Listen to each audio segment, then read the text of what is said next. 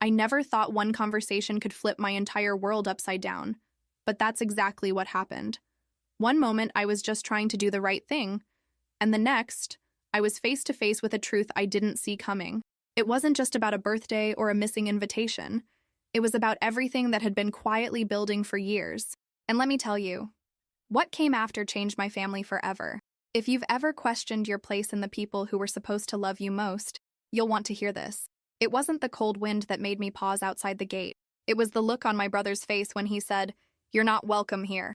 I stood there, holding a gift I'd spent hours choosing, my heart pounding louder than the music playing inside the venue. The street was lined with cars I recognized. Family, friends, neighbors. And yet, I stood alone, outside the celebration I thought I was part of. No text, no call, no warning, just a closed door where love used to live. You see, I wasn't just crashing a party. I was crashing the illusion that family bonds are unconditional. It wasn't just a birthday. It was my dad's 65th, and every single person in that room had gotten an invitation. Except me. I knew something was off when the Facebook post went live 2 weeks earlier and my name was nowhere to be found. But I convinced myself it was a mistake. I thought, surely Mom wouldn't let that happen. But she had. And maybe that's the part that hurt the most. The silence. The absence of anyone reaching out to say, "We want you here." Not even a message to ask why I hadn't RSVP'd. I told myself a story, that they were just busy, that I'd hear from someone soon. But that story shattered when my younger brother, Evan, met me at the front door with arms crossed and eyes cold. So I did what I always do when life stings. I stood up straighter, smiled through the pain, and tried to keep my voice from shaking. "I'm just here to wish Dad a happy birthday." He didn't blink, didn't move, just pointed at the guest list clipped to the stand. My name wasn't there. "Go home, Camille," he said, like I was a stranger, like I didn't belong. Before I tell you what happened next, tell me this. Have you ever felt like a ghost in your own family? Like no matter how hard you try, you're always the outsider? If you've ever been pushed aside by the people who were supposed to protect you, you're not alone. And if you're still watching, hit that subscribe button, because stories like these, they deserve to be told. My name is Camille Reynolds. I'm 36 years old, and I live in Portland, Oregon now, but I grew up in a quiet little town outside of Minneapolis. I always thought that distance made things blurry, that the miles between me and my family would soften the edges of old wounds. But the truth is, sometimes it only sharpens them. Because even from thousands of miles away, I could feel when I was being forgotten. I was the second child of 3, sandwiched between my perfect older brother Evan, who always did what he was told, and my baby sister Riley, the eternal favorite. Riley could miss a birthday call and still be showered with affection. I could send thoughtful gifts, follow up with calls, and still be met with silence. In our family, love was conditional, and those conditions were rarely spoken aloud. I wasn't rebellious, not in the traditional sense. I just asked too many questions. I wanted to understand why some things were fair and others weren't. Why my efforts always felt invisible. While Evan went on to take over Dad's small real estate business and Riley started her Instagram-famous lifestyle blog, I left home and built something of my own. I earned my MBA, I founded my own consulting firm, and I helped small businesses across the country grow from scratch. And for a while, I thought that maybe success would be enough. That maybe if I just achieved enough, worked hard enough, they'd notice. That I'd finally be worthy of the same pride they showed Evan and Riley just for showing up. But pride doesn't grow in places where your roots have been severed. And family loyalty doesn't mean much when it only flows in one direction. Still, I kept trying, because somewhere deep down, there was a girl who remembered her mom baking cookies at midnight just to cheer her up after a rough day, who remembered backyard birthday parties where Dad played guitar and made everyone laugh. I kept holding on to that version of my family, even when it felt like they'd already let go of me. The last time I remember truly feeling like part of my family was at my grandfather's funeral. It wasn't a joyful moment, but grief has a strange way of uniting people. Everyone was fragile, exposed. No one was posturing. For a few days, it felt like the walls came down. We ate meals together. We cried together. We sat in silence and just existed in the same room without judgment. I stayed an extra week to help my mom sort through Grandpa's things. We found old photos, letters, tiny treasures that told stories I'd never heard before. Mom let her guard down. We talked, really talked, like we hadn't in years. And I thought, maybe this is it. Maybe we're rebuilding. When I hugged her goodbye at the airport, she said, "You should come home more often." And for the first time in years, I thought she meant it. But then came the silence again. The ignored texts, the canceled FaceTime calls, the birthday card that arrived 2 weeks late with no note inside, just a printed name at the bottom. I started to realize that maybe those warm moments were just temporary detours on a road that always led back to distance, emotional and otherwise. Still, I kept trying. I flew in for holidays, sent updates about my work, my travels, even the little things, like the new puppy I'd adopted. I wanted them to know me. I wanted them to care. But eventually, the weight of the one-sided effort became too heavy. And when I stopped chasing, no one came looking. That's how we got here. Me on the outside of the party, holding a box wrapped in silver ribbon, wondering if maybe this time I'd finally accept the truth, that sometimes family doesn't break your heart in one clean moment. They do it slowly, in pieces, until you're the one left holding the fragments. I was 10 years old the first time I realized I wasn't like Evan or Riley. It was the school talent show, and I had practiced for weeks, playing Claire de Lune on an old keyboard with 2 broken keys. I was nervous but proud. Afterward, I scanned the crowd for my family. Evan was clapping. Mom was filming Riley trying on her fairy wings. Dad? He was talking to a neighbor about the Vikings game. No one mentioned my performance, not even on the car ride home. It was like it hadn't happened. But later that night, when I was brushing my teeth, Mom came in quietly and handed me a little card. "You were wonderful, Cam. I forgot to tell you in the moment, but I was really proud. I kept that card for years, tucked inside a shoebox with other scraps of love I didn't want to lose. That memory stayed with me, not just because of what she said, but because it felt rare, unrehearsed, true. I clung to it during harder years, when college acceptances came and no one asked which school I was leaning toward, or when I launched my business and the only response from home was, "So, do people really pay for that kind of thing?" There were always these tiny flickers of hope, moments when my mom would send a recipe she thought I'd like or text. "Thinking of you today." They were crumbs, but I followed them. Because you do that when love feels scarce. You try to read between the lines. You convince yourself silence just means they don't know how to say "I love you." Not that they don't. But love, I've learned, isn't always loud. Sometimes, it's hidden in the things people choose to remember or forget. And when your name starts disappearing from family calendars and group chats and Facebook posts, it becomes harder to pretend you're still part of the story. Moving to Portland was never a rebellious act. It was a chance to breathe. I'd gotten a job offer I couldn't refuse and felt for once like I was choosing something for myself. But back home, it was treated like betrayal. My dad didn't hide his disappointment. "So you're just leaving?" he'd asked. Like I was abandoning a team mid-season. Riley called me selfish. Evan barely said a word. I thought time would help, that once they saw I wasn't running away, they'd come around. I called every Sunday. I sent postcards from business trips, cute photos of the farmer's market, even care packages during the holidays. Most of it went unacknowledged. And slowly, the phone calls stretched from weekly to monthly. Eventually, I stopped dialing. Holidays were the hardest. Watching their photos online, matching pajamas, homemade pies, perfectly curated smiles, while I ate takeout in my apartment and told myself I was too busy for the trip. The truth? I was scared. Scared of sitting at that table again, feeling like an outsider in my own family. Scared of trying again and still not being enough. So I stayed away, focused on my business, my life. I built a circle of people who saw me, who celebrated me. I told myself that was enough, and for a while it was. But there's a unique ache that comes from being unwanted by the people who raised you. No amount of professional success fills that space. The longer I stayed away, the more the story got rewritten without me. Suddenly, I was the one who stopped trying, the one who chose work over family. It didn't matter how many texts I sent, or the time I offered to fly them out to visit. The narrative had already taken shape, and I wasn't the one telling it. When I found out about Dad's birthday party, my first instinct wasn't anger.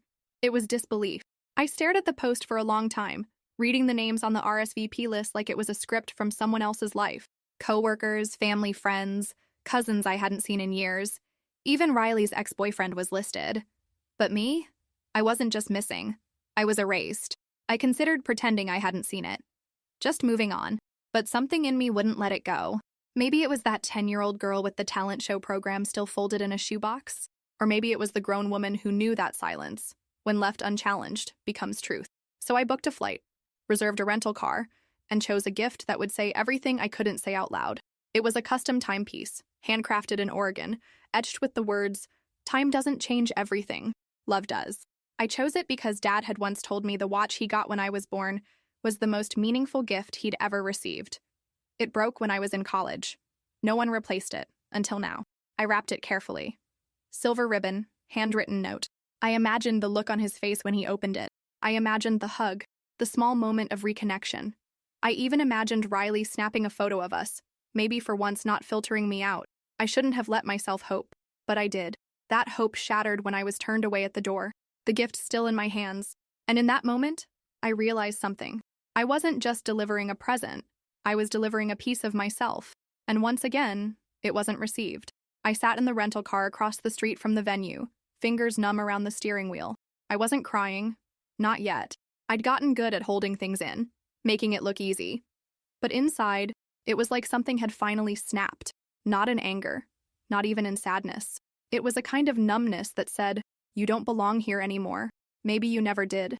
I watched guests filter into the building through tall glass doors, balancing wine bottles and balloons. Laughter echoed faintly over the sound of passing traffic. No one noticed me. No one looked twice. I was invisible in every sense of the word. And that invisibility wasn't new. It had just finally become undeniable. I wasn't late. I wasn't forgotten. I was uninvited. There's something disorienting about being erased by the people who helped shape you. I remembered my mom's voice once telling me, "Family always has your back." But sitting in that car, I felt the full weight of a truth I'd been dodging for years. Some families only protect the version of you they want, not the one you become, especially when that version doesn't fit their expectations. Part of me wanted to toss the gift out the window and never speak to any of them again, block their numbers, change my last name, start over completely. But another part, the tired, stubborn part, refused. I didn't come this far to be dismissed like a footnote, and if no one else was going to tell my side of the story, then I would, on my terms, with my voice. Because maybe, just maybe, telling the truth isn't about changing anyone's mind. It's about freeing yourself from the lie. And if you've ever felt the need to do the same, stick with me. Because the next part of this story, that's when everything begins to unravel. Being the middle child is like living between parentheses. You're not the first to do anything, and you're not the last to be babied. You're the space filler, the also. That was me, Camille, wedged between Evan's golden boy achievements and Riley's glittery charm. At school, I was the quiet one. At home, I was the dependable one. Not a troublemaker, not a prodigy, just reliable. Evan won spelling bees, got straight A's, and helped Dad fix things around the house. Riley danced in recitals, smiled in every photo, and somehow always got her way. And me? I kept my room clean, did my homework, made sure Mom's coffee was ready in the morning when she had to open the shop early. No trophies, no tantrums, no spotlight, just background. You start to learn early what gets noticed and what doesn't. Evan got loud praise. Riley got kisses on the forehead and extra dessert. I got polite nods and, "Good job, honey." It wasn't cruel. It wasn't neglect. It was subtle. So subtle that even I didn't realize it was shaping me until years later. I became quiet not because I lacked things to say, but because I thought no one wanted to hear them. What I really craved was to be chosen.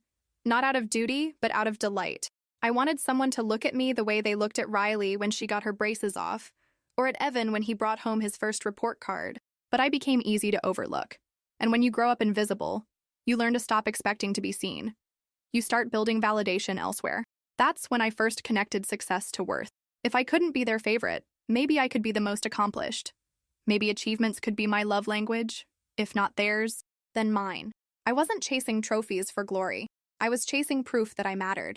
Despite the emotional imbalance, there were moments, quiet, tender moments, that gave me just enough warmth to keep going. And they almost always came from Mom. She wasn't expressive, not in the traditional sense. But in small, deliberate ways, she showed me I mattered, even if only behind closed doors. When I was 13 and sprained my ankle before the school dance, Mom stayed up late with me watching old movies, painting my nails to match the dress I couldn't wear. "Sometimes plans change," she'd said softly, "but that doesn't mean the night is ruined." She didn't offer pity. She offered presence. And for me, that was everything. She'd leave sticky notes in my lunchbox. "You've got this," or "Proud of you," no matter what. I'd fold them and keep them in my notebooks, sometimes rereading them during math class when I felt small. I never saw her write them. She never brought them up. That's how I knew they were just for me. Not for show, not for anyone else.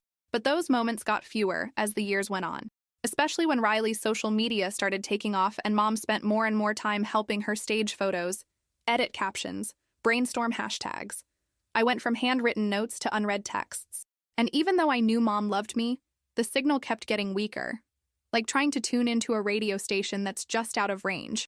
Still, I clung to the version of her who stayed up all night with me for a school project or snuck me extra chocolate chips in my pancakes. I needed that version to be real. Because if she wasn't, then maybe I really was alone. My dad wasn't mean. He was rule-bound. A man who believed deeply in hierarchy, loyalty, and keeping things in the family. He wasn't much for emotions, but he was big on expectations. And from a young age, it was clear. Evan would take over the business. Riley would bring charm and sunshine. And I'd figure myself out somewhere in the margins. When I told him I wanted to major in business analytics and not take over his real estate firm, he didn't yell. He didn't even argue. He just said, "You'll regret not having something solid to fall back on." Then he left the room. That was how he did disappointment. Not loud, but cold. A closed door instead of an open dialogue. Even after I started my own company and had real clients, real revenue, real success, he'd still refer to it as that consulting thing. No matter how much I accomplished, I could never cross the threshold into his definition of legitimacy. And when I'd fly home for holidays, he'd always ask about my dating life. Never my business. As if my worth was still tied to marriage over milestones. It wasn't that he hated what I became. I think he just didn't understand it. I wasn't in his blueprint.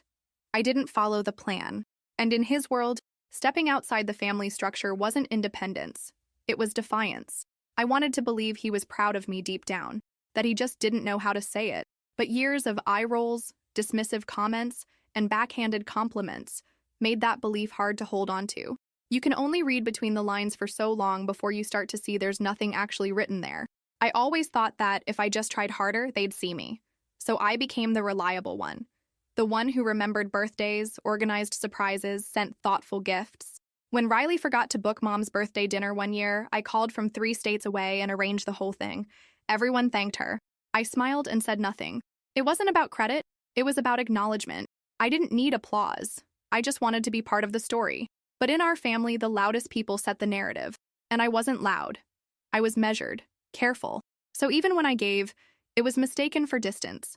And when I stepped back, it was called selfishness. After college, I sent postcards every time I traveled. I printed and framed a photo of Mom and me from my graduation. One of the rare ones where we looked genuinely happy. When I visited 6 months later, the frame was gone. A new picture of Riley at a PR event had taken its place. I asked about it. Mom said, "Oh, I must have moved it," but I didn't see it anywhere else. That's when I began to understand that love in our family had rules. Unspoken ones, but strict. You didn't just do well, you did well their way. If your path didn't align with theirs, if it made them uncomfortable or challenged their narrative, you were sidelined, brushed off, gently erased. And the hardest part? No one admitted it. They just smiled at you from a distance, talked about you in past tense, and made you feel like a guest in your own life. Evan and I were never close. He was older, more serious, already a mini version of Dad by the time I was old enough to want connection. His approval meant everything when I was younger. He was the one who got things done, who got things right. I shadowed him for years, hoping he'd see me as more than a tag-along. He didn't. But Riley and I, that was different. For a while, we were best friends. We shared secrets, playlists, even clothes. She was fun, magnetic, and always had a way of making life feel like a sleepover. Until suddenly, she wasn't. The shift came around high school, when I started getting scholarships, internships, awards. I think it threatened her shine. She started making jokes at my expense. "Camille's too busy solving the economy to come to the movies. Don't bore her with regular people problems." Everyone laughed, including Mom and Dad. And I laughed too, because if I didn't, I'd look sensitive. And being sensitive in our family was the fastest way to lose whatever ground you had. I tried to hold space for Riley anyway. I cheered for her influencer projects. I helped her edit resumes, I showed up to her launch events, but none of it ever came back around. She made sure everyone knew I was the one who left, the one who thought she was better. And the more she said it, the more it became true. To them, at least. Sibling rivalry doesn't always look like fights. Sometimes, it's just a quiet, ongoing campaign to reposition you in everyone else's eyes. And when no one defends you, not even your parents, you start to believe maybe you are the problem. It was Thanksgiving 2 years ago, the last one I attended. I'd flown in, made pumpkin bread from scratch, brought a wine that paired with everything on the table. I wanted to show them I cared, even if I didn't say it. I wanted peace, just a few hours of belonging. But peace isn't possible when people already expect you to fail. Dinner started civil, like always, but after the second bottle of wine, Riley leaned over and said, loud enough for everyone to hear, "Must be nice flying in for a cameo and pretending you care." The table went quiet. Evan cleared his throat. Mom said nothing. Dad kept eating. I wanted to believe it was just a joke. But the silence after, that wasn't a joke. It was agreement, complicity. I looked at my mom, hoping for backup. She avoided my eyes. So I said, I make an effort. I show up. Why isn't that enough? Riley laughed. Because effort without presence isn't love. It hit like a slap. I felt myself shrink. I left the table, packed my bag, booked an early flight the next morning. No one stopped me. No one came to the guest room to talk. I walked out like a guest who'd overstayed her welcome. And on the ride to the airport, I promised myself something I never imagined I'd say. This might be the last time. Because rejection doesn't always come in big, dramatic scenes. Sometimes it's in the stillness, the silence, the way people don't fight for you. And when you've begged for scraps of love long enough, you start to wonder if maybe you're better off not being at the table at all. Moving to Portland wasn't part of some grand escape plan. It was a job offer that happened to come at the exact moment I realized I couldn't keep holding my breath at home. I needed space. I needed to find out who I was when I wasn't shrinking myself to fit into someone else's version of daughter, sister, or support system. So I said yes, packed my life into 2 suitcases, and boarded that plane. At first, it felt terrifying. I didn't know anyone. The rain was constant. The apartment echoed with the kind of silence that used to feel lonely but quickly became peaceful. And in that stillness, something unexpected happened. I started to hear my own voice again, the one that had been drowned out for years by obligation and people-pleasing. I threw myself into work, not because I had something to prove, but because for the first time, I was building something on my own terms. No family business, no comparisons. Just me, my ideas, and the drive that had always been inside me, waiting for permission to lead. I was hired as a consultant, but within a year I had my own LLC, my own office, my own team. There was pride in every contract I negotiated, every client I helped grow. It wasn't about recognition anymore. It was about power, the quiet kind, the kind that says, I'm capable. I don't need anyone to say it for me. And yet, part of me still wished someone back home would say it, that they'd see a headline or a post and say, that's our Camille. But nothing came. No calls, no, we're proud of you. And I tried to tell myself it didn't matter, that I had found something greater than approval. I'd found my independence. But the truth is, you can be thriving in every way and still miss the people who left you behind. Portland gave me something I hadn't had in a long time. Permission to be fully myself. I started slow. New routines, new hobbies. I found a local hiking group. Learned how to bake bread from scratch. Even adopted a dog named Juniper who snored louder than any human I'd ever lived with. For once, life felt soft. Not small, just gentle. Mine. I made real friends. Not the kind who just followed you on Instagram or remembered your birthday because Facebook told them to, but the kind who showed up with soup when you were sick, who texted, thinking of you, without needing a reason. They didn't know the version of me that had to fight to be seen. They just saw me, and they liked what they saw. Work continued to grow. I began speaking at conferences, mentoring young entrepreneurs, partnering with nonprofits to help women-owned businesses scale up. I became the woman I used to look up to in magazines, the one who looked confident but carried a little softness around the edges. I was still ambitious, still organized, but no longer hungry for external validation. Every now and then, a former classmate would message me, "You're killing it, Cam. I always knew you would." But the irony? No messages ever came from home. My name never came up in the family group chat Riley ran. My successes never made their way into the stories Dad told at barbecues. I was succeeding in a vacuum. Impressive, maybe, but still isolated. I learned something important during those years. Independence is beautiful, but it's not a replacement for connection. You can be surrounded by everything you've ever wanted, and still feel like something's missing if you never got the chance to be celebrated by the people who raised you. Even after everything, I kept reaching out. On holidays, I sent gifts. On birthdays, I mailed handwritten cards, choosing the ones with quiet jokes or pretty foil lettering. I picked out things they'd actually like, not just expensive filler. Thoughtful things. A vintage cookbook for Mom, leather-bound business journals for Dad, a hand-painted phone case for Riley. Sometimes I got a thanks Aitri in return. Sometimes, nothing at all.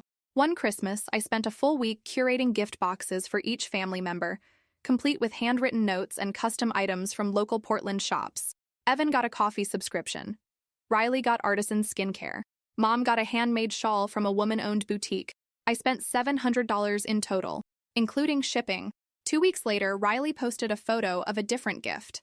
Something generic, probably from a brand collaboration. Best sister ever, the caption read. My name wasn't mentioned. The shawl? I never saw it in any pictures. When I asked Mom if it fit well, she said, "Oh, I haven't gotten around to trying it yet." That call lasted under 3 minutes. It's strange how easy it is to make someone feel invisible, even when they're showing up with both hands open. I tried to convince myself it didn't matter, that my gifts weren't an exchange, they were an expression. But deep down, I think I was still testing them, hoping for proof that they noticed, that I still mattered, that I was still family. But each unanswered message felt like another door closing. And eventually, I stopped knocking, because you can only write someone into your story so many times before you realize they're not writing you back. It took me years to realize that my success wasn't just ignored by my family, it was resented. Every new client I landed, every award I received seemed to widen the gap between us. I thought they'd be proud. I thought they'd celebrate. But instead, I got silence. Or worse, sarcasm. Must be nice to have time for those fancy work trips, Riley once said in the family group chat. I hadn't even told them I'd been in Italy for a keynote speech. At first, I tried to explain. I'd send photos, updates, little behind-the-scenes glimpses to include them. But nothing landed. Everything was met with lukewarm responses or side comments that turned compliments into critiques. I remember calling home after being featured in a national magazine, excited to share. Mom said, "Oh, that's cute. Riley was just asked to collaborate with a clothing brand. I didn't need to win. I just wanted to be seen." But in our family, visibility was limited. Like there was only so much spotlight to go around, and Riley already owned it. Evan didn't say much. He'd nod or grunt if I brought up work, but never asked questions. And Dad? If my job wasn't part of his real estate world, it wasn't real. He once referred to me as Camille, who's doing something with marketing or management or whatever. I run a company, with employees, and clients, and international contracts. But sure, whatever. After a while, I stopped bringing it up. Not because I wasn't proud, but because I got tired of making other people uncomfortable just by being myself. I'd learned to dim my own light in rooms where it threatened to blind others. And the most painful part? That room was my childhood home. I kept wondering, when did my ambition become a threat instead of a strength? When did success turn me into the enemy? Even when the hurt piled up, I still had hope. It showed up in small ways, like when I saw a photo of Mom wearing a scarf that looked like the one I'd sent 2 birthdays ago. Or when Riley reposted a quote I'd written on my business blog without tagging me. It was crumbs, but I gathered them like proof that I still existed in their world. Just quietly. That's the thing about hope. It doesn't die all at once. It shrinks, recedes, retreats, but it lingers. I kept a saved draft of an email I never sent, inviting them to visit Portland for Thanksgiving. I'd planned the whole itinerary, where we'd eat, what we'd see, even how I'd decorate the guest room. I'd imagined the look on Mom's face when she'd step into my apartment and finally see my life, but I never sent it, because I knew what would happen. They'd decline. Or worse, accept and cancel last minute. That was our pattern. Me extending, them retreating. And it wasn't just disappointing anymore. It was exhausting. Still, I'd scroll through their posts sometimes. Riley at holiday markets, Evan's new car, Mom and Dad at church events. I'd like the photos. Comment something kind. I wanted them to know I was still here, still watching, still willing. But it's hard to reach for people who won't meet you halfway. The scariest part? I started to believe maybe I was the problem. Maybe I really was too distant, too ambitious, too everything they didn't understand. And that kind of self-doubt doesn't just hurt. It corrodes. The moment I saw the Facebook post for Dad's birthday party, everything fell into place. The guest list, the carefully worded caption, the photos from the venue scouting. They'd been planning this for months, and they hadn't just forgotten to invite me. I wasn't wanted. It wasn't passive neglect. It was an active decision. I stared at that post like it was a breakup letter I hadn't been brave enough to write first. And something in me cracked. Because you expect strangers to misunderstand you. Maybe even coworkers. But family? Family is supposed to at least pretend to try.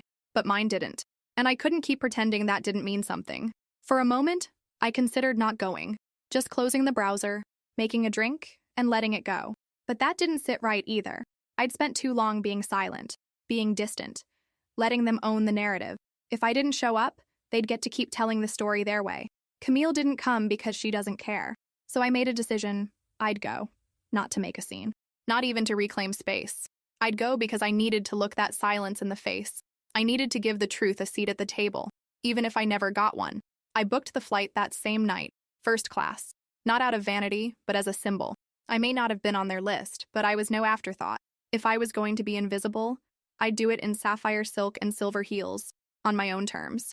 The sky was crisp and blue when I stepped out of the rental car, but my hands wouldn't stop shaking.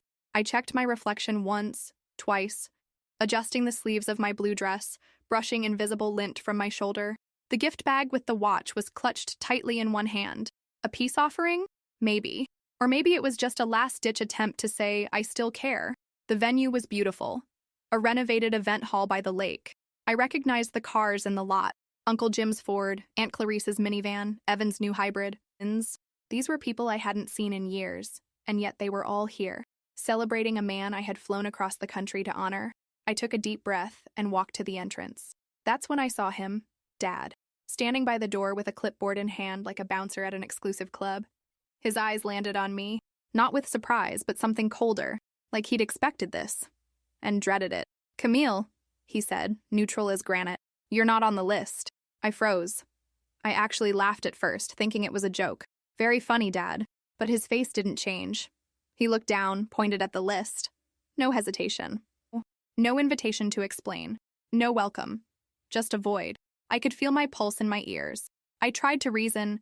I talked to Mom last week. She said I could come. He didn't flinch. That's not how this works anymore, he replied. There are moments that feel like small deaths, and that was one of them. Not because I was denied entrance to a party, but because I realized the version of me they had created no longer deserved a seat in their lives, and no one was going to stop it. It wasn't just Dad. Behind him, other faces began to emerge. Riley in a pale yellow dress, phone in hand, pretending not to see me. Aunt Denise glanced toward me, then whispered something into her husband's ear. I saw Evan, far inside the venue, laughing with someone near the buffet. None of them looked concerned, just inconvenienced. The humiliation was quiet, but it burned. This wasn't a dramatic confrontation. It was worse, clinical, polite, like I was being denied entry to a flight I had paid for months ago. I remember thinking, they planned this. They knew I'd come. They wanted this moment. And the realization broke something in me. Riley approached eventually, arms folded, lips tight. It's not the right time, Cam. I tried to explain. I'm not here to make a scene. I brought a gift. I just wanted to say happy birthday. But she shook her head. You left this family a long time ago. You don't just show up now and expect a hug. Every word stung more than the last. The audacity. As if all the years I'd reached out meant nothing. As if love only counted when it was easy. I looked around, hoping for one familiar face to say, this isn't okay, but no one moved. I could have been a delivery driver with the wrong address. The way they treated me. You know what's worse than being left out? Being erased in front of an audience that already decided you don't belong. And in that moment, I wasn't angry. I was exhausted. I wanted to scream. I wanted to throw the gift down and demand answers. But what would that do? Prove their point? Become another story they could spin later. She stormed off like always. No. If I was going to leave, I'd leave with something they couldn't touch. My dignity. I placed the gift gently on the check-in table, smiled at the staff member who looked completely confused and turned around. I didn't run. I walked slowly, heels clicking against the stone steps, shoulders square. I wouldn't give them the satisfaction of watching me fall apart. Not here. Not in front of these people. The moment I reached the car, the breath I'd been holding collapsed from my chest. I sat behind the wheel, door shut, air thick. My hands trembled so badly I couldn't start the engine. The mascara I'd carefully applied that morning now clung to my lower lashes like broken promises. I stared out the windshield and whispered, what did I ever do to deserve this? There was no answer. Just the muffled sound of music behind glass. Laughter spilling out from the party I wasn't invited to. And in that sound, I heard every holiday I spent alone. Every text they never answered. Every time I convinced myself I was imagining it. But now I saw it clearly. I wasn't excluded by accident. I was excluded on purpose. And sometimes the cruelest thing a family can do is act like you never mattered at all. I was about to start the car when someone knocked on the window. It startled me so much I almost dropped the keys. At first, I thought it was security, maybe a staff member trying to usher me off the property. But when I turned, I saw a familiar face I couldn't place. A man in a charcoal gray suit, glasses slightly askew, eyes filled with discomfort. Not pity, not anger, just something real. I cracked the window a few inches, still wary. "Can I help you?" I asked, my voice quieter than I intended. He hesitated, then gave a small, awkward smile.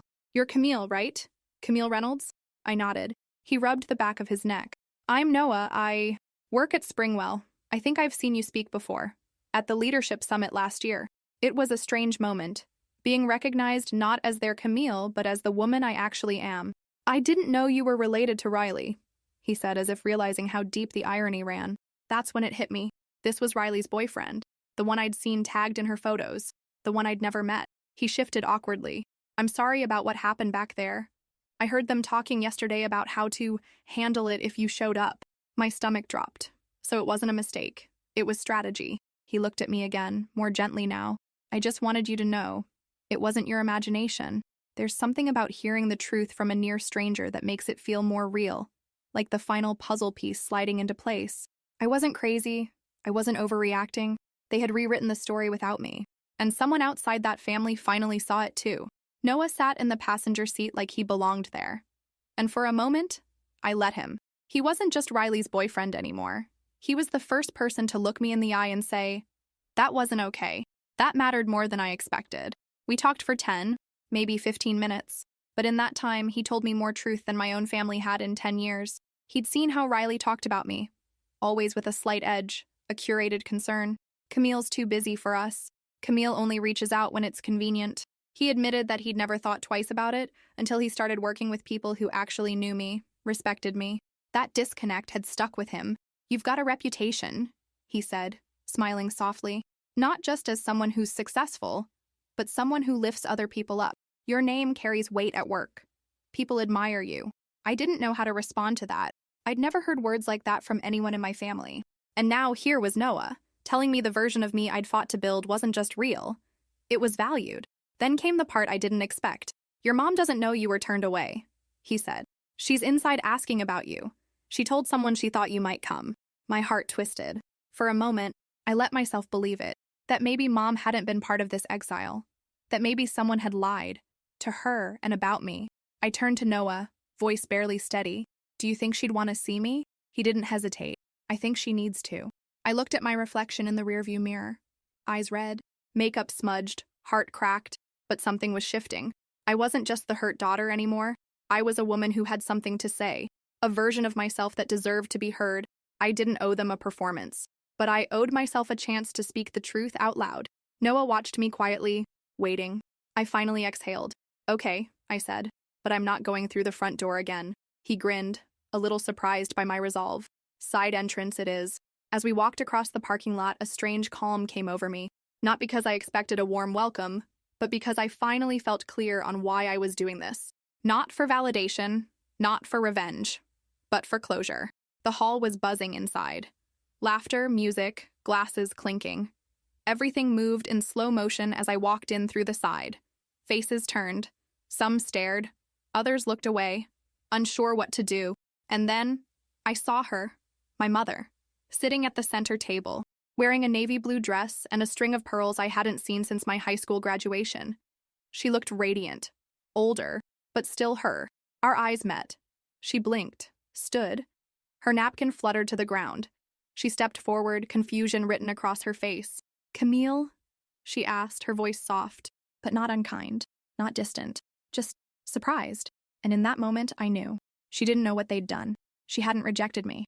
I stepped forward, feeling the room grow still. And I said the only thing I could. "Hi, Mom. I'm here." It felt like every pair of eyes in the room was watching. Forks paused midair. Half-finished conversations froze, and somewhere in the background, the soft jazz soundtrack kept playing like nothing was happening. But this wasn't nothing. This was everything. All the years of silence, all the tension, all the unspoken pain, rising to the surface in one breathless moment.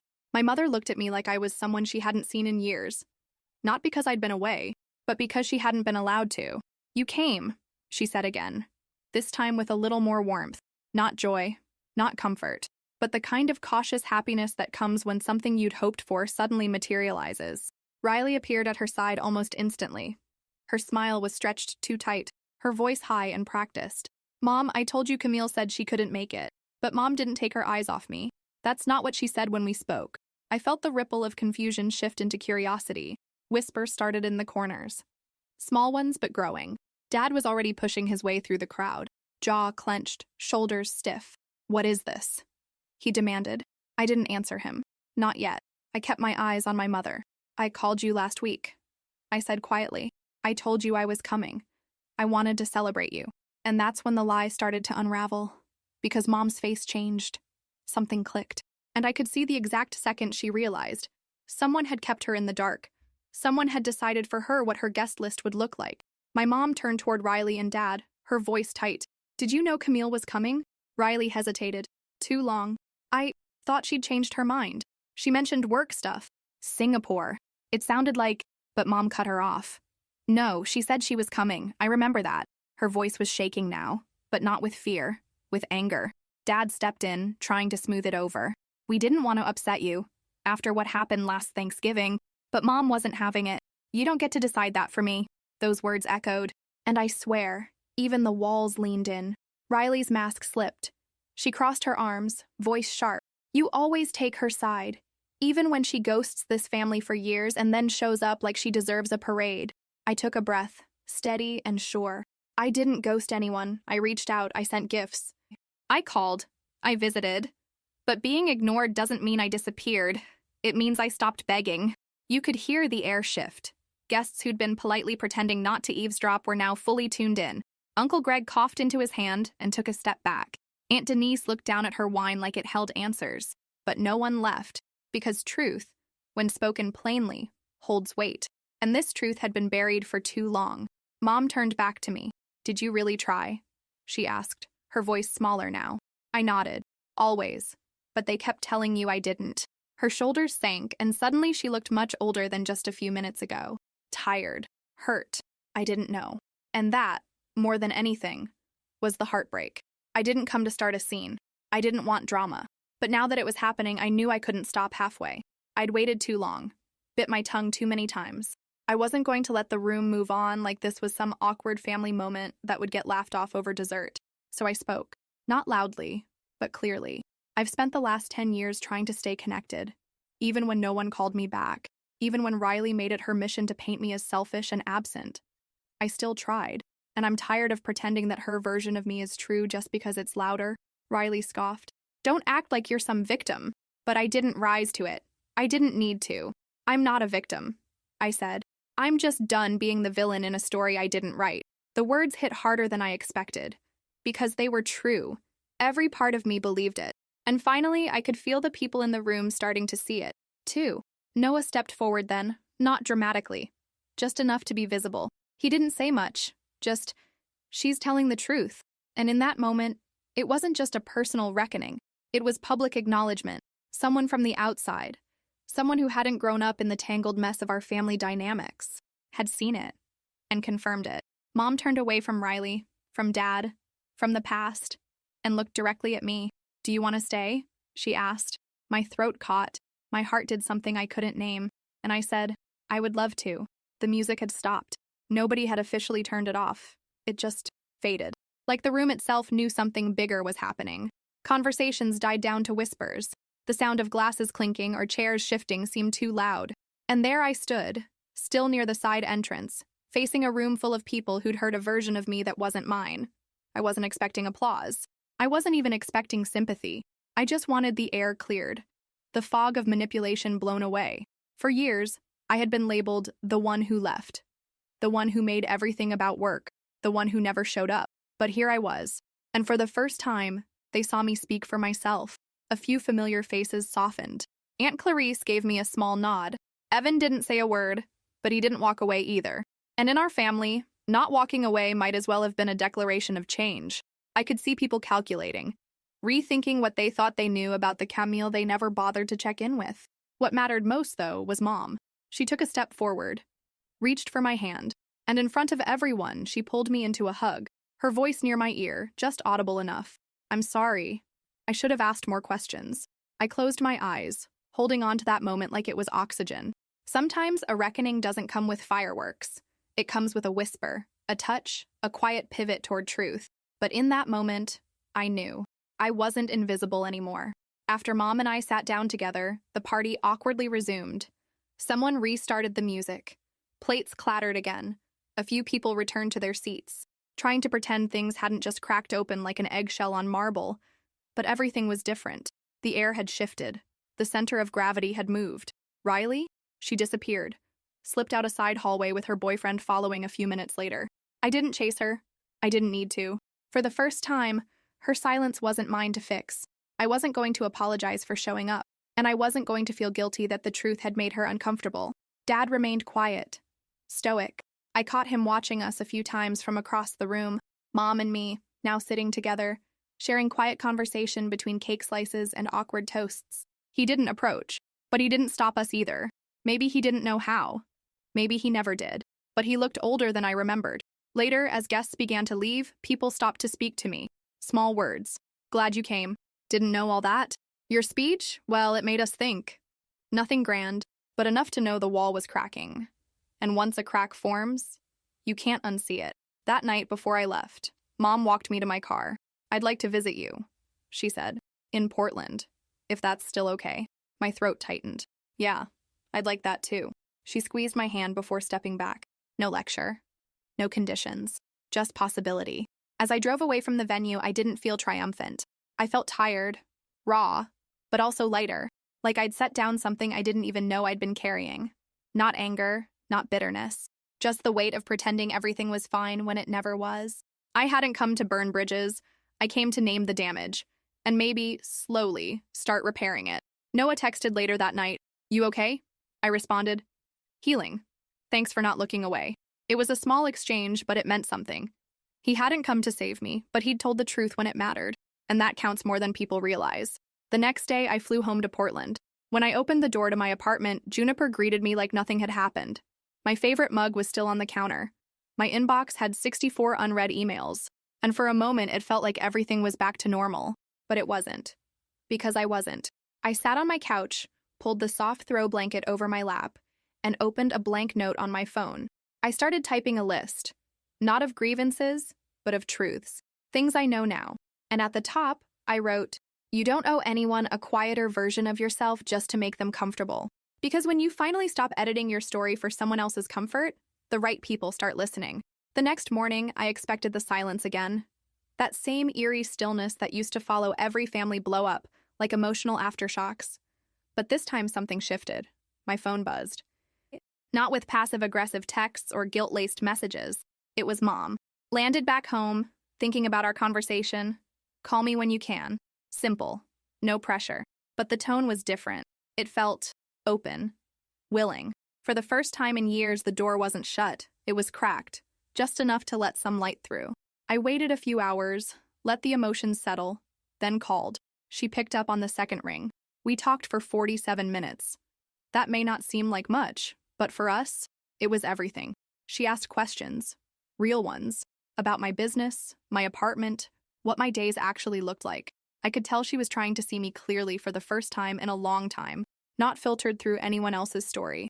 When we hung up, I sat on the couch and cried, not because I was hurt, but because I felt seen. Not completely, not perfectly, but for the first time in years, I wasn't invisible. And that's all I ever really wanted, to be seen, without needing to prove I belonged. Over the next few weeks, we started something new. Small messages from Mom, check-ins, photos of her garden, a recipe she wanted to share. It felt cautious, like walking on ice that might still crack, but it was forward motion, and I wasn't going to dismiss it. I didn't need a grand apology. I just needed evidence that something had changed. She brought up the Portland visit again, said she was serious. I offered to book her flight. She insisted on paying her own way. That felt significant too. She wanted to come on her own terms, not as a peacekeeping mission, not because someone told her to, just because she wanted to know me again. Riley stayed silent. No apology, no explanation. I thought it would eat at me more than it did. But the truth is, when you stop performing for someone's approval, their silence loses its power. I wasn't waiting on her anymore. She could meet me on the road to healing or stay behind. That choice was hers now, not my burden. Dad emailed me one afternoon, his version of an olive branch. Just an article about tech innovation with the subject line, "Thought this might interest you." No acknowledgement of the party, no mention of what happened. But it wasn't nothing. And with him, I learned early that small steps count more than grand gestures. This wasn't a reset, it was a realignment. The dynamic wasn't magically healed, but it was no longer twisted by pretense. For once, we were starting from the truth. Mom came to Portland a month later. I picked her up at the airport with a welcome sign I'd made just to make her laugh. She actually teared up when she saw it. "No one's ever made one of those for me," she whispered. And I realized, maybe she'd spent years feeling unseen too. Maybe invisibility had been passed down, like furniture or eye color. We spent 3 days together. I showed her my office, my favorite bakery, the trail I walked every Sunday. She met Juniper, who took to her instantly. We cooked dinner together like we used to. Only now I wasn't the kid chopping onions. I was the one leading, and she followed. Not reluctantly, willingly. She asked about things she used to brush off. How I landed my first big client, what it felt like to run a business as a woman. She asked how I stayed strong when no one was clapping, and I told her the truth. I learned to clap for myself. On our last night, we sat on my balcony watching the city lights flicker. She turned to me and said, "I wish I'd known more of this sooner." I nodded. "Me too. But we're here now." That became our agreement. Not to forget the past, but not to live there either. That visit didn't fix everything, but it reintroduced us. Not as mother and child playing old roles, but as two women finally learning to see each other as we are, fully, clearly, without anyone else's voice in the way. After Mom's visit, something changed. Not just between us, but in me. I stopped walking through life with my guard up, waiting for someone to question if I deserved to be where I was. I wasn't seeking validation anymore. I had already survived the worst kind of rejection. The quiet kind. The kind that leaves you unsure if you even imagined it all. At work, I felt sharper, more present. I stopped second-guessing myself in meetings, started mentoring a younger employee who reminded me of, well, me, smart, determined, carrying the weight of trying to make everyone proud. I told her what I wish someone had told me earlier. You don't need to shrink to fit their idea of acceptable. You are already enough. And in my personal life, things grew lighter. My friendships deepened. I let people in more. There was less explaining, less apologizing for being too busy or too driven. I stopped softening my edges to be palatable. I started showing up as I was, and the right people stayed. Even Noah and I kept in touch. Not romantically, but with a strange, easy honesty. He told me Riley had started therapy, that she was beginning to unpack some things. I didn't ask for details. I wasn't sure I was ready, but knowing she'd stopped pretending gave me cautious hope. Some wounds leave scars, but others, they heal into stronger skin. And that's what I was building now. Not just a new relationship with my family, but a new relationship with myself. It was 2 months later when the text came. Just 4 words from Riley. "Can we talk sometime?" I stared at the screen for a while. My first reaction wasn't excitement. It was caution. And that was okay. Growth doesn't mean forgetting. It means moving forward with awareness. We spoke later that week. It wasn't tearful. It wasn't dramatic. It was slow, clumsy, honest. She admitted to things I already knew but had never heard aloud, that she'd felt threatened, that she'd twisted facts, that she thought controlling the narrative was the only way to stay in the spotlight. I asked her why. Her voice cracked. "Because you were everything I wanted to be, and I couldn't say that out loud." I didn't rush to forgive her. I didn't throw my arms around her and say it was all okay, but I listened. And that was enough for now. Apologies aren't magic. They don't erase years of pain, but they create space, a new foundation, one we can either build something honest on or leave empty, knowing at least we tried. I told her, "We're not going back, but maybe we can go forward differently," and she agreed. That conversation didn't feel like closure. It felt like a door creaking open, one we'd both been leaning against from opposite sides for years. That Thanksgiving, I didn't fly back to Minnesota. I hosted, in Portland. Mom came. Evan showed up surprisingly. Even Riley sent a dish through a local caterer. It wasn't a reunion. It was something new. Real. A table filled with people who were there not out of obligation, but choice. I made a toast. Not one of those glossy Hallmark movie speeches, but a simple truth. Sometimes families break without shattering. And if we're lucky, we get to pick up the pieces and shape something new. Messy, but honest. Mom smiled. Evan raised his glass. and for a brief moment, I felt whole. Later that night, as I cleaned the kitchen, I looked around and saw not what was missing, but what was present. Connection, effort, the kind that isn't performative but intentional, the kind that stays even after the dessert is gone. I'm not naive. I know everything isn't healed. I know some relationships will never be what I imagined. But now, I understand that family isn't about titles. It's about truth, and anyone willing to meet you in it deserves a seat at your table. Because being excluded doesn't mean you're unworthy. Sometimes it just means you've outgrown the version of love that couldn't see you clearly. And that's not loss. That's freedom. These days, I don't ask for permission to be myself. I don't wait for approval before celebrating a win, or shrink my joy so others won't feel small. I've learned that dimming your light doesn't protect anyone. It just leaves you in the dark. And I've spent enough time there. I still have moments where old stories creep back in. I'll hear Riley's voice in my head, or replay one of Dad's disapproving looks. But they pass. Because now I have my own voice, and I trust it. That's what happens when you stop editing yourself for people who never read you right in the first place. Mom and I text every few days. Nothing dramatic. Just a link to a podcast. A photo of her morning coffee. She's learning how to show up differently. And I'm learning how to receive love without waiting for it to prove itself. That's progress. That's something. As for Riley, we're not best friends. But we're not enemies either. We've started walking the long road back to neutral ground. One step at a time. It's not fast. It's not easy. But it's honest. And that's more than we've ever had. And me? I'm still here. Still building. Still becoming. But no longer proving. That part's done. The biggest victories don't come with applause. They come with peace. Waking up without dread. Laughing during lunch without bracing for judgment. Answering the phone and knowing the voice on the other end wants to hear from you, not just tolerates you out of obligation. I hosted my first holiday where no one cried in the bathroom. That might sound small, but if you know, you know. We passed the potatoes, told stories, clinked glasses. There were still moments of tension. Old habits don't disappear overnight, but no one pretended, and that made all the difference. At work, I'm mentoring 2 women from underrepresented backgrounds. I tell them what I wish someone had told me. You don't owe anyone your silence. And I mean it. Every time I say it, I feel something in me get stronger. The truth is, the life I have now didn't come from keeping peace. It came from making space. For the version of me that wasn't polite, wasn't easy, but was real. That Camille, the one who stood at the party door and didn't walk away in shame, that's the woman I get to be every day now. And I like her. A lot. I don't know what the future holds, but I know what I'll carry with me. Not bitterness, not resentment, but a clear-eyed understanding of what love should feel like. Respectful, mutual, brave. And that's what I'll give, whether to family, friends, or anyone who enters my world. When I think about the legacy I want to leave, it's not perfect memories or curated traditions. It's truth. I want the people I love to know that being honest about who you are is never the wrong choice, even when it's hard, especially when it's hard. Because the girl who used to beg to be seen finally realized something important. You don't have to be chosen to matter. You just have to choose yourself. And keep doing it. Over and over, until it feels like home. And maybe, just maybe, in choosing yourself, you open a door for others to do the same. That's the kind of legacy I'm building now.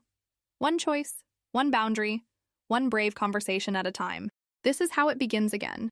If you've ever stood outside a door that should have opened for you, and it didn't, I know exactly how that feels. I've been that person, with a gift in hand, hope in my chest, and 1,000 unspoken questions in my heart. I've been the daughter who wasn't invited, the sister who became the villain in someone else's story, the woman who wondered if maybe, just maybe, she didn't belong anywhere. But I've learned something powerful. Belonging isn't always where you were born. It's where you're believed. And if this story sounded anything like yours, even a little, then maybe we belong to the same quiet tribe of people finding their way back to themselves. People who've been misunderstood, misnamed, or left out, yet still choose to show up with love, truth, and grace. So if my journey spoke to you in some way, would you hit the like button? Not just for me, but for you. For the version of you that's still standing outside some metaphorical door, trying to gather the courage to knock, or maybe walk away. And if you feel moved to help me keep telling stories like this, click that super thanks below the video. It helps this channel stay alive, and helps voices like mine, and maybe yours, be heard. And hey, if you've ever had to reclaim your truth from people who got it all wrong, I'd love to hear from you.